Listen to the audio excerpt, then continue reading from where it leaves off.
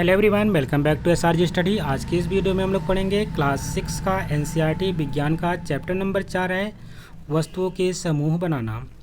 इस वीडियो के माध्यम से हम लोग इस चैप्टर के जो महत्वपूर्ण प्रश्न अभ्यास है उसको इस वीडियो में हल करने वाले हैं। यदि आप चैनल पर नए हैं तो चैनल को सब्सक्राइब कर लीजिएगा। अगर आपको वीडियो अच्छी लगी इसको लाइक करिएगा और ज़्यादा से ज़्यादा शेयर करिएगा। पहला प्रश्न आपके सामने है, प्रश्न नंबर 1 में पूछा जा रहा है, कोमल पदार्थ किसे कहते हैं। उत्तर में आप लोग लिखेंगे वे पदार्थ जिन्हें आसानी से संपीड़ित किया अथवा खरोचा जा सकता है उसे हम कोमल पदार्थ कहते हैं। उदाहरण के तौर पे देखेंगे तो रुई अथवा स्पंज, ये सब क्या है, कोमल पदार्थ हैं।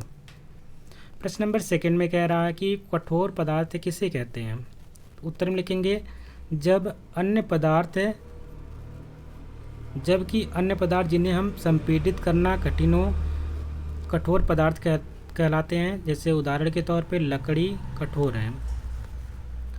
प्रश्न नंबर अगला है, विलेय पदार्थ किसे कहते हैं। उत्तर में लिखेंगे वे पदार्थ जो जल में पूर्णतः घुल जाते हैं या लुप्त हो जाते हैं उन्हें हम जल में विलेय पदार्थ कहते हैं। जैसे कि नमक, चीनी आदि।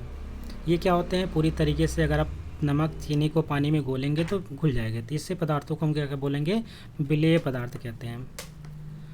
अगला प्रश्न कह रहा है कि अविलेय पदार्थ किसे कहते हैं। उत्तर में लिखेंगे वे पदार्थ जो जल में पूर्णतः नहीं घुलते हैं या गिलास में विलोड़ित करने पर भी यानी घोलने पर भी जल में नहीं लुप्त होते हैं या घुलते नहीं हैं, तो उसे हम क्या कहते हैं, अविलेय पदार्थ कहते हैं। जैसे कि रेत और कांच। अगर आप रेत और कांच को उठा करके पानी में किसी प्रकार से विलोड़ित करिए या उसको उसमें घोलिए, लेकिन वो घुलेगा नहीं।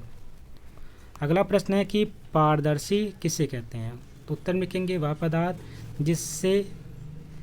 जिसके अंदर से आर पार देखा जा सके उसे हम पारदर्शी पदार्थ कहते हैं। ऐसे पदार्थ जिसमें से आप अंदर से उसके आर पार देखने चाहते हैं, अगर आप देख पाते हैं तो उसको पारदर्शी पदार्थ कहेंगे, अगर नहीं देख पाएंगे तो उसे हम अपारदर्शी पदार्थ कहते हैं। पारदर्शी पदार्थ में जैसे कि एग्जाम्पल के तौर पे कांच है, कांच से आप आर पार देख सकते हैं। जैसे गाड़ियों में शीशे लगे होते हैं तो आप देख पाते हैं, चश्मा लगाते हैं उसमें शीशे लगे होते हैं, आर पार देख पाते हैं। एक आपके एग्जाम्पल के तौर पे हो सकते हैं। उसी प्रकार से अगला प्रश्न पूछा गया कि अपारदर्शी किसे कहते हैं। तो आपको उत्तर में लिखेंगे वह पदार्थ जिसके अंदर से आर पार नहीं देखा जा सके उसे हम अपारदर्शी पदार्थ कहते हैं। जैसे कि लकड़ी, प्लास्टिक आदि। आप लकड़ी और प्लास्टिक के अगर अंदर से देखेंगे तो आपको आर पार नहीं दिखाई देगा, तो ऐसे पदार्थों को क्या बोला जाता है, अपारदर्शी पदार्थ कहते हैं। अगला प्रश्न है कि पारभासी किसे कहते हैं। तो इसमें आपको लिखना ऐसे पदार्थ जिनसे होकर वस्तुओं को देख तो सकते हैं लेकिन परंतु क्या होता है, स्पष्ट नहीं देखा जा सकता है, तो उन्हें हम क्या कहते हैं, पारभासी। यानी थोड़ा थोड़ा हमको जैसे धुंधला धुंधला दिखाई दे पर पूरा स्पष्ट नहीं दिखाई दे, उसको हम क्या बोलते हैं, पारभासी।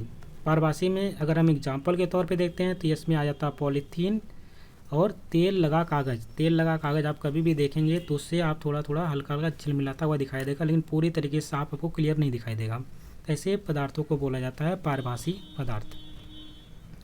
प्रश्न नंबर नेक्स्ट कह रहा है कि हम वस्तुओं को समूह में क्यों बांटते हैं। उत्तर में लिखेंगे वस्तुओं को सुविधा तथा उनके गुणों के अध्ययन के लिए एक साथ समूह में बांटा जाता है। तो वस्तुओं को क्या करना है, उनके गुण जैसे होते हैं तो और क्या होता है, सुविधा होती है कि छांटने में, वर्गीकृत करने में, तो इसलिए हम क्या कर सकते हैं, वस्तुओं को उनके समूहों में बांट दिया जाता है। अगला प्रश्न कह रहा है कि निम्नलिखित में समूह में मेल ना खाने वाला ज्ञात करिए। यानी कि यहाँ पे कुछ ऐसे वस्तुओं के नाम दे रखे हैं जिसमें से जो कि मेल नहीं खाता है उसके नाम आपको लिखना है।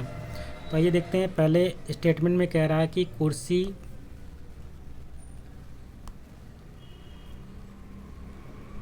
पहला स्टेटमेंट यहाँ पे दे रखा है कुर्सी, पलंग, मेज, बच्चा, अलमारी।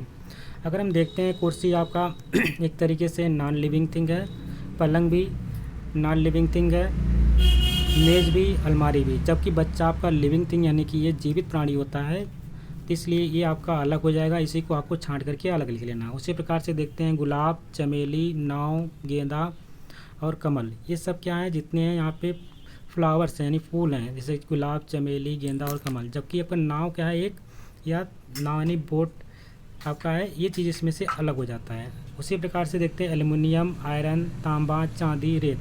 ये शुरुआत के जितने भी ये सब आयरन है, सॉरी ये सब क्या है, धातुएँ हैं। क्या है, धातुएँ हैं। जबकि ये आपका रेत पता ही है ये चीज़ अलग हो जाता है। इसी प्रकार से आपको छांट के लिखना है, जो इन सबसे अलग हो रहा है उसी को आपको निकालना है। लास्ट में भी देख लेते हैं किस प्रकार से निकाला जाएगा। चीनी, नमक, कॉपर सल्फेट और रेत, ये सब आपके क्रिस्टल के रूप में होते हैं। जब इसको थोड़ा सा तोड़ करके पिसाया भी जा सकता है, लेकिन रेत आपका क्रिस्टल के रूप में नहीं होता है। तो रेत आपका यहाँ पे अलग हो जाता है। इसमें से आपका अलग क्या होगा, रेत, इसमें से भी रेत अलग हो गया, इसमें से नाव अलग हो गया, इसमें से बच्चा अलग हो गया। तो इस प्रकार से ये सब चीज़ें छांट लीजिएगा। यहाँ पे उत्तर में देख रखा है, पहले में बच्चा, दूसरे में नाव, तीसरे में रेत और चौथे में भी रेत है। प्रश्न नंबर नेक्स्ट है, उसमें कह रहा है कि समूह के कोई 3 लाभ लिखिए। अगर समूहन जो होता है, ग्रुप्स जो बनाए जाते हैं, उसके 3 लाभ कौन कौन से होते हैं। पहला तो आपको उत्तर में कहेंगे, पदार्थों का समूहन अपनी सुविधा के लिए करते हैं। यानी कि कोई चीज़ हमको, इसलिए हम क्या करते हैं, समूहन इसलिए किया जाता है कि अपनी सुविधा के लिए उसको हम समूहन करते हैं, यानी कि वर्गीकृत करते हैं। सेकंड कह रहा है कि समूहन व्यवस्था द्वारा हम आसानी से उसका पता लगा सकते हैं। अगर हम समूहन व्यवस्था करते हैं तो कोई भी चीज़ आप समूहन व्यवस्था के माध्यम से, अगर मान लीजिए कोई सामान रखा है तो जो अलग अलग चीज़ों को छांट करके अलग अलग रख देंगे तो आसानी से वहाँ पे उसको पता लगा पाएंगे कि कौन सामान हमने कहाँ रखा है। उसी प्रकार से इसीलिए समूहन इम्पोर्टेंट हो जाता है। आगे कह रहा है कि पदार्थों को इस प्रकार समूहन में बांट करके उनके गुणों का अध्ययन किया जाता है। तो आपको ध्यान रखना है, अगर हम समूहन में किसी पदार्थ को बांट देते हैं तो उनके कौन कौन से गुण हैं उसका अध्ययन आसानी से कर सकते हैं। इसलिए समूहन के ये लाभ होते हैं। इसी के साथ यह चैप्टर यहीं पे कंप्लीट होता है। आशा करते हैं आपको वीडियो अच्छी लगी होगी। यदि वीडियो पसंद आए इसको लाइक करिएगा, शेयर करिएगा और चैनल पे नए हैं तो चैनल को सब्सक्राइब भी कर लीजिएगा। मिलते हैं नए वीडियो में, तब तक के लिए नमस्कार, जय हिंद।